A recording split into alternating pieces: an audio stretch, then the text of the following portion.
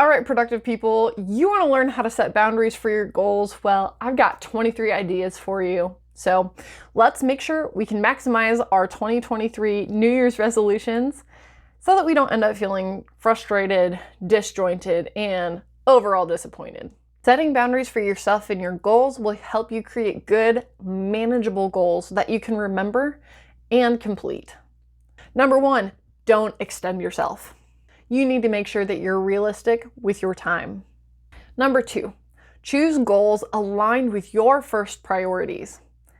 If they don't align to what you want to accomplish at the end of the day for your purpose and to maximize your productivity, these goals simply aren't worth your time. We need to set a boundary. Number three, limit your goals to a manageable number. Let's just limit them 1 to 3 goals. You can always set more. That's totally fine, but we want to make sure that you actually have enough dedicated time to achieve and not just try. Number 4, we're going to set a reevaluation date. And this is a time that you don't use it as an excuse, but this is a time you use to completely reframe your goal, readjust. This gives you an option to help your goals grow with you instead of going and disappearing in nowhere, and then in the ether, and then disappearing. Goodbye. Boundary number 5. On that note, expect your goals to change. We think they're supposed to be static, but we grow and change, and it's natural for our goals to grow and change with us. Number 6, make your goal crazy specific.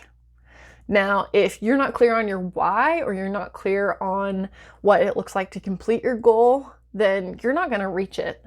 Make sure and be crazy specific, even if it feels like overkill. Take some time, it'll be worth it in the long run, I promise. Number 7, limit your goals to a specific audience. I'm not saying don't share your goals with anyone. This is for the people who share their goals with everyone. You want to target the people in your life who are trustworthy and who are willing to cheer you on with your goals. Number 8, be okay with letting your goals go.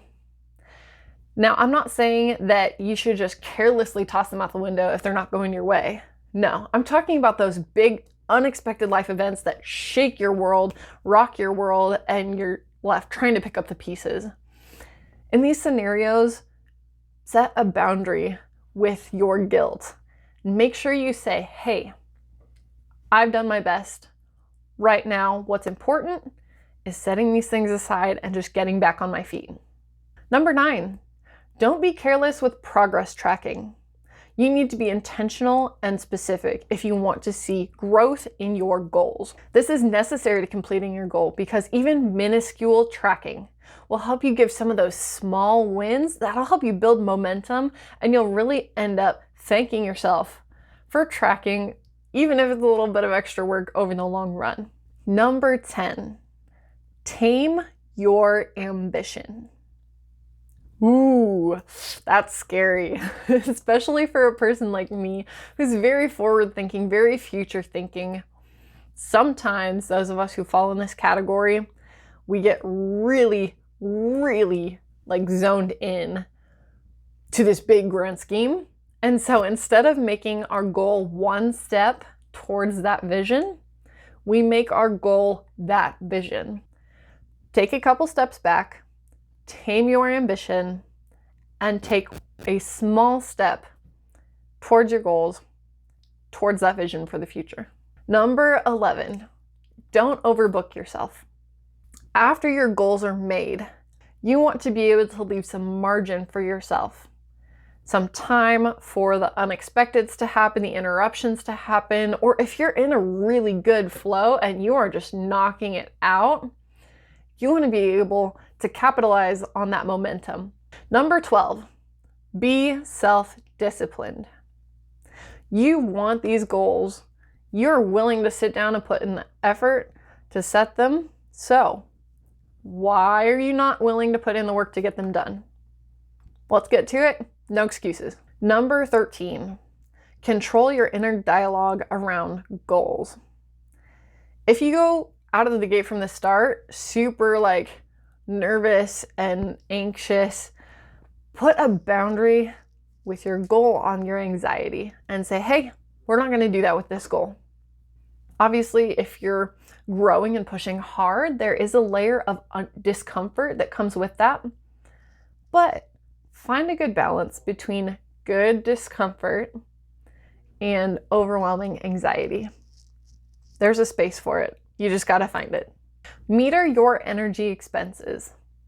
Now, if you've got a absolutely massive goal, but you're also working 40, 50 hours a week, or you're a full-time student, or maybe you're a single mom who's got 2 kids, you need to make sure that when you set your goals, you're leaving enough time and energy for the most important things around you. We don't want your life to suffer because you really want to hit these goals. We want you to be able to thoroughly flourish and thrive. Number 15, stop overlooking necessary resources.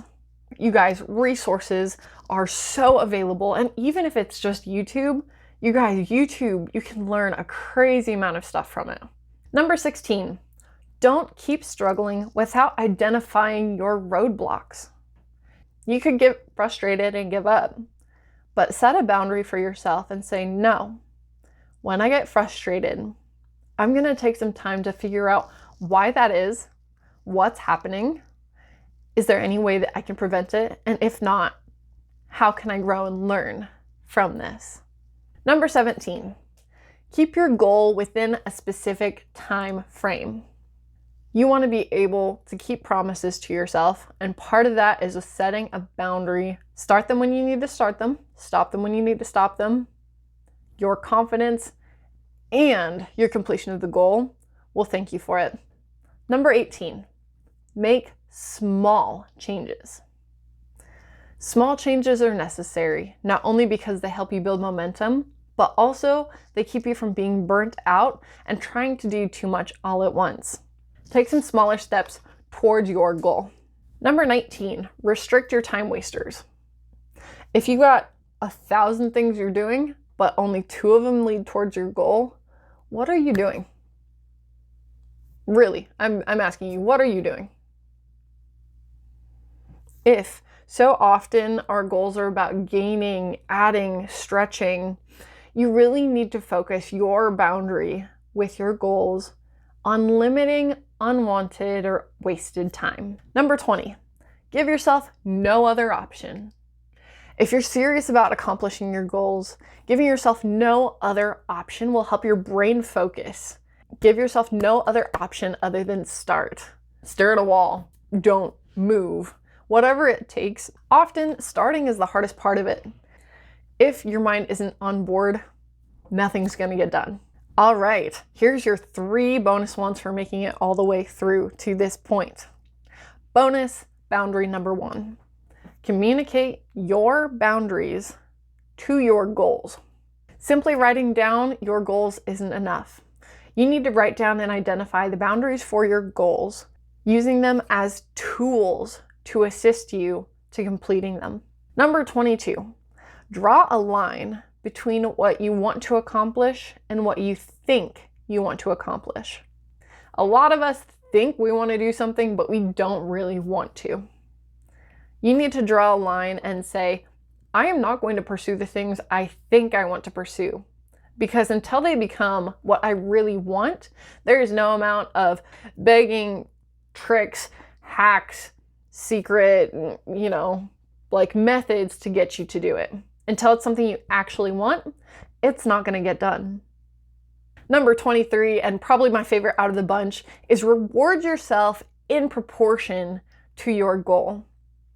So for example, if I am building a business and I've got my first sale, I need to make sure that my celebration is appropriate to what I just earned. So I'm not going to go buy a house. I'm not going to go buy a car. I'm not going to go, run off to the casino and blow some cash because I made my first sale. No way. Would I do that for halfway through? Probably not. But if I make it all the way to my massive goal, suddenly it becomes a little bit more realistic of a reward to buy a car or buy a house. Align your goals with your boundaries as you set your 2023 New Year's resolutions.